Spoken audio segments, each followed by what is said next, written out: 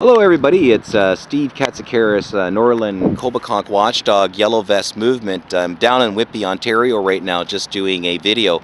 The reason why is because of the injustice that's going on in this Whitby courthouse here. I was just in there representing my father today, just to make a long story short. It was for a simple $100 fine, and the police weren't ready and the Crown weren't ready to go to trial today, and guess what? We had to adjourn the case. And I asked the judge to throw it out. My father's elderly. The judge wouldn't throw it out. And I was in courtroom 102 at 11 o'clock today. And the JP didn't want to announce who they were, and the court clerk wouldn't tell me who they were either. So we got a mysterious JP. So it's about a $100 fine. My dad was broadsided in an intersection. Someone ran through a red light and hit him.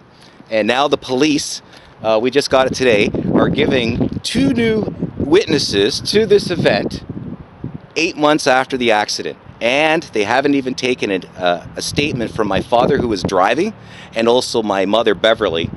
They never took a statement off her. So this whole case is biased, and the reason why this is a criminal conspiracy against the Katsikaris family, because I'm a community watchdog and a Ryerson student and an activist. I also ran for politics in the city of Kawartha Lakes for city councilor, Ward 2 in 2014.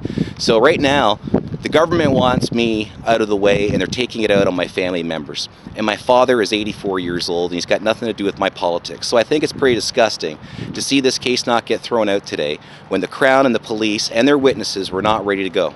All right? And my father's statement was never taken. He was just charged. Under normal procedures, the judge throws it out. Under normal procedures, they throw it out. And you know what? Not even to go and to actually, let's discuss it a little bit about it. Hey, she didn't want to know what was it about. She didn't want to know it's a $110 fine. I said, why do you need 4 hours to discuss a $110 fine? Yeah. Like, who are you kidding, man? Yeah, and just to make it a long story short, we're saying this accident was deliberately done to my parents. So the cops have been watching us at our house. They've been watching us in our cottage in Norland. They know when we leave. They watch our phones. They watch our emails.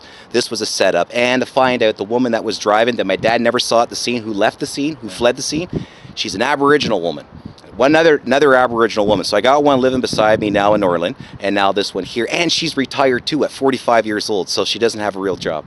All right? So this is not, I'm not being racist. I have a lot of Indian friends up north that I really respect. I respect the Cree and the people in IMO, Vancouver. So they got a lot of concerns. Yeah, and they're part of the Yellow Vest movement too, and we support that. We're not against them. This is a criminal organization of Aboriginals called the Mississaugas on Scugog Island. So it's just a small group, and they're jeopardizing now every treaty in Canada because of this. And they're working with the police and the government to set me up. So once again, I'm not against every Indian in Canada. I apologize, or First Nations person, but there is a small group that's involved with their damn casino down in the Port Perry area that's causing all these problems to me and my family.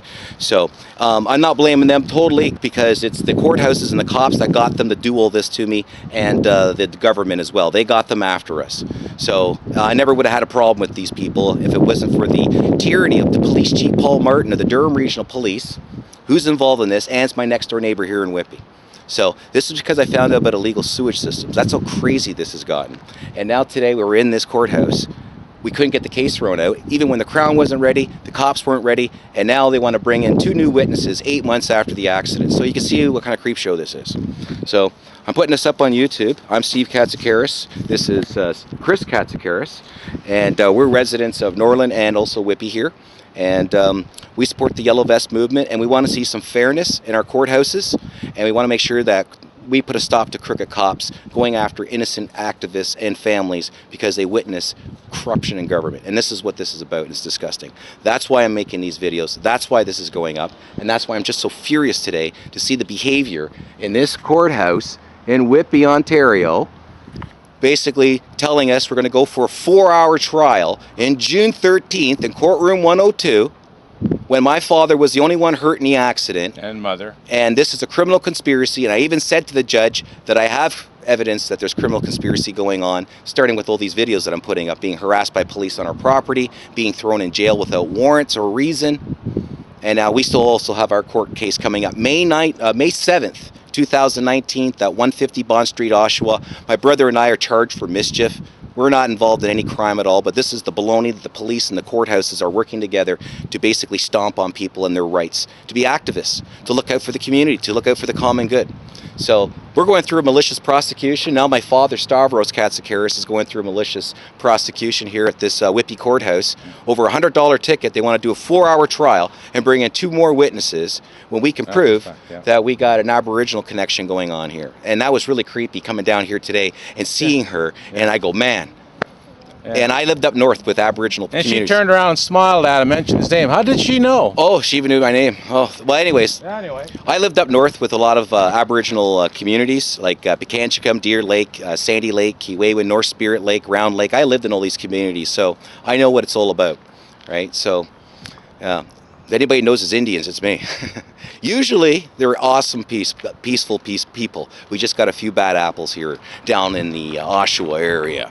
So, yeah, unbelievable. Anyways, I'm Steve Katsikaris, the Northern Kolbakonk watchdog, Ryerson University student, watching out for the taxpayer and the environment, and hopefully we can get some justice in this country. So long, everybody.